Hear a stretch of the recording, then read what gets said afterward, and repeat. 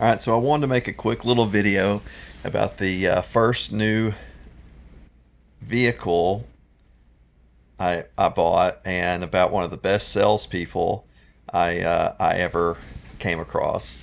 So I'm going to try to make this short and sweet, under 4 or 5 minutes, maybe 3 minutes. But so the gentleman I'm talking about, his name's Rick, and years and years and years ago, I used to work in sales, and I wanted a new truck so bad, so bad. The car that I owned, I had owned it for several years, and multiple times it had left me stranded. So I needed a new vehicle, and I really, really wanted a truck. But the problem for me was that the place where I was working, you know, I wasn't making a lot of money yet. It's sales, and it was commission only.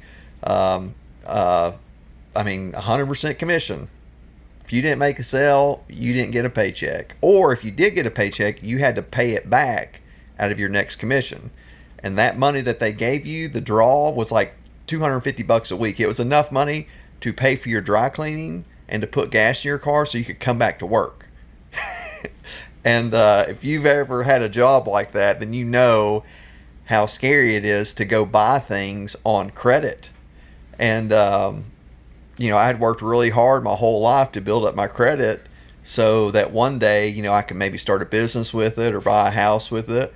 I never intended to use it to buy a car because, um, you know, earlier in life, other places I had worked, their uh, their pay plans were better, so I was able to buy, one of my vehicles that was used. I was able to buy it with cash. Well, that place that I worked, they cut their pay plans in half. So, I'd worked somewhere for 10 years, working my way up the ladder, and one day they just walk in and they said, "Hey, this is your new pay plan." And it literally was half. Half. So, anyways, so there's at the time, I really thought I wanted a Toyota Tacoma. And then all of a sudden, Chevrolet was doing this like summer sales event on Chevy Silverados, the crew cabs, the big ones. And I didn't want one of those because where I was working at the time, the parking area, it was in Gatlinburg, and they were like those, garages, those, those multi-story garages. So the parking spaces were tight. And I called the Chevrolet dealership. I had just driven by it, and I asked him. I said, "Hey, man, I'm thinking about getting a new truck, and I was going to look at a Tacoma, but do you guys have the Chevy Colorados on sale?" And the salesman, you know, he's talking to me, and it's just so amazing to me that he kind of knew how to sell me right out of the gate. Like just from that few minutes on the phone, he said, "No, we don't have the Colorados on sale. The only thing that they've got on sale are the Silverados." He said, "But since you're just, thinking about getting a new vehicle to help you, kind of decide which one you want, why don't you stop by, since you just drove by, why don't you come back and you can just test drive one of our Colorados and see how you like it." He never told me to test drive the Silverado. He knew I wanted to get a smaller vehicle. That's all I knew.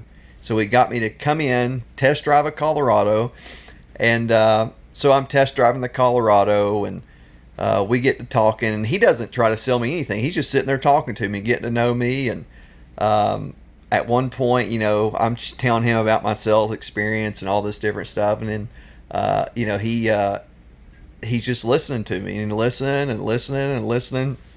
And he tells me a little bit about himself, how he started, selling cars, and it was so funny. He said, "Yeah," he's like, "I've got like, originally he was working for the Wildlife Resource Agency, and his nickname was Ranger Rick." And he said, "Dude," he's like, "I went to school and I started that job." He said it paid so little. He said I used to have to be careful not to scoop too much peanut butter out of the jar, so I'd have enough peanut butter to make peanut butter sandwiches for my food for lunch." He said, "So I love my job and I love what I did." He said, "But man, it just, there wasn't enough money for me to barely survive.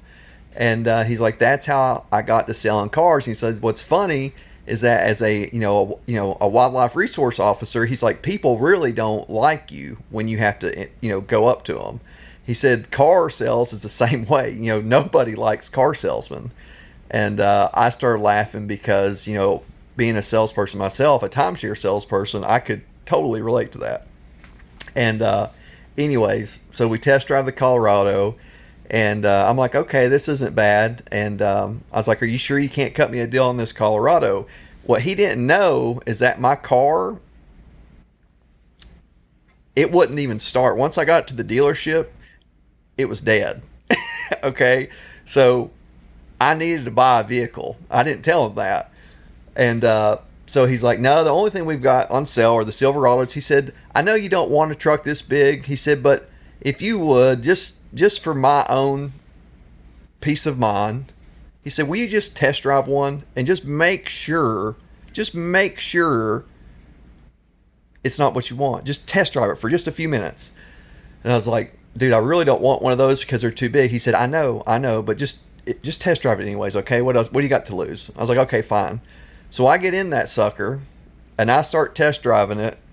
And dude, I fell in love right away. I was like, man, I can't believe how much smoother this rides, how much more space. This is like a big Tahoe as far as comfort goes, but it's got a bed in the back that I can haul stuff with. And, with my old job, multiple times I would have to leave an area or leave a company, pack up all my stuff, and move somewhere else for an opportunity to make good money.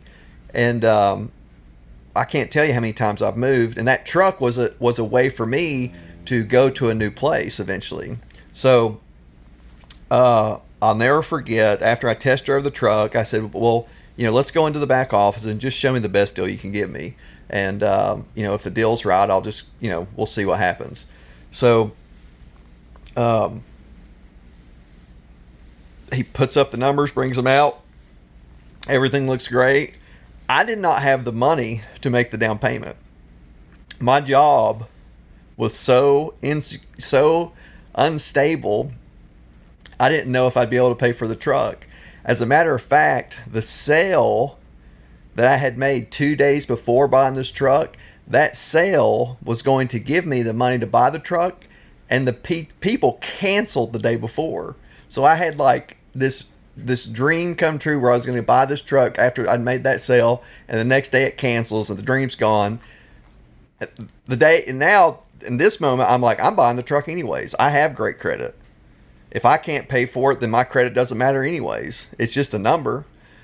But so I filled out the paperwork. I put the down payment on a credit card, so I didn't have the down payment. Everything, I financed that thing 100%. And had I not met Rick that day, and he had not listened to me and, just genuinely cared about me and tried to make sure I got a good deal, I would have been stuck in that town. That truck allowed me to move around the country. I went to Branson. That didn't work out. Then I went to Myrtle Beach, and that ended up being one of the best paying jobs I ever had. That year I became salesperson of the year thanks to that truck. That truck also motivated me to work harder, So anyways, I hope this inspires you guys. And this video, I'm making it specifically for Rick. Y'all have a great day. Stay sharp.